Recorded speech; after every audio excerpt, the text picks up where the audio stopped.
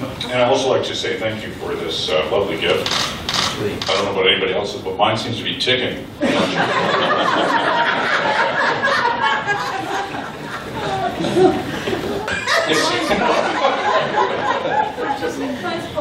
Well, Sandy's has white powder on it.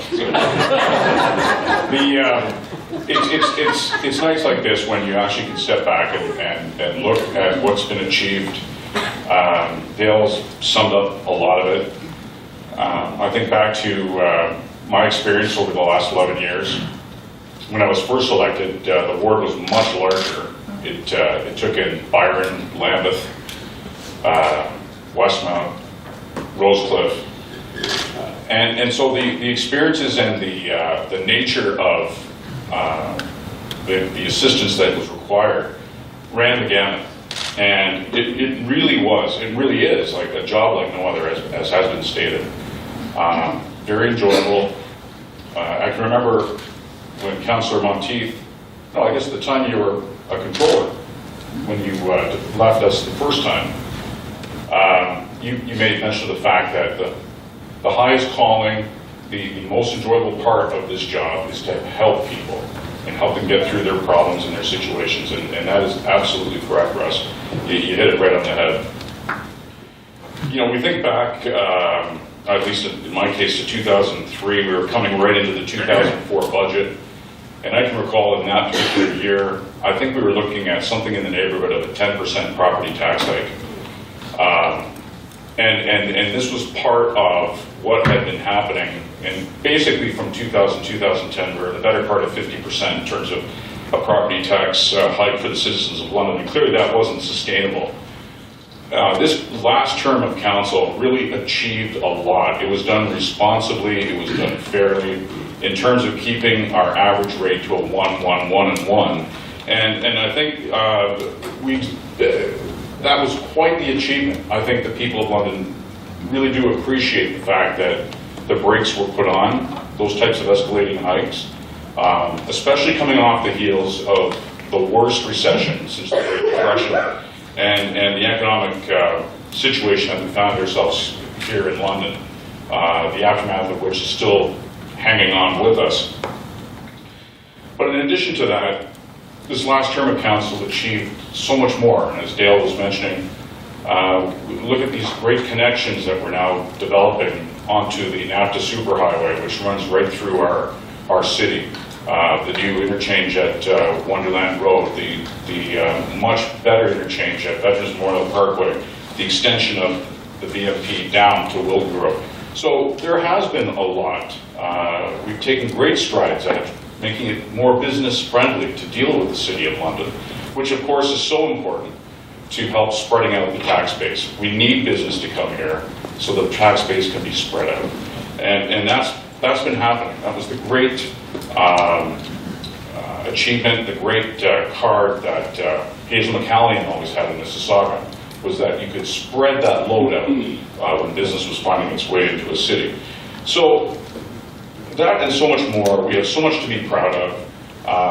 We as a council have left this city better than we found it. Fully expect that the next council will leave this city better than they're finding it now. I'd also like to say that the staff, they've already been acknowledged. I'd like to acknowledge them again. Particularly, I have to go back to the clerk and the clerk's office and the clerk staff, because so much is done behind the scenes. They're never really part of reports per se. They never really are part of discussion, but there they are. I've had people asking me all the time in my constituency, they're saying, Paul, who are these ladies that sit, they're on TV and they're on most of the council meetings. And I said, well, no, they're the people that actually make the meeting work. So there's so much that they do, and they deserve so much credit. And Barb, I have to really single you out, because of course, maybe some people in London don't realize this, but we've moved to this electronic voting system. And as we all know, it was pretty raunchy when it first started. And we all sat here waiting, and it was all the eyes were on poor Barb. But there, Barb, you've done wonderfully with it. It's excellent. It runs seamlessly now, and I think we all thank you for your perseverance and your patience with us, because of course we all were sitting here not knowing what was happening. And I want to also mention another fellow who works for the City of London, and that is our glorious Sergeant at Arms.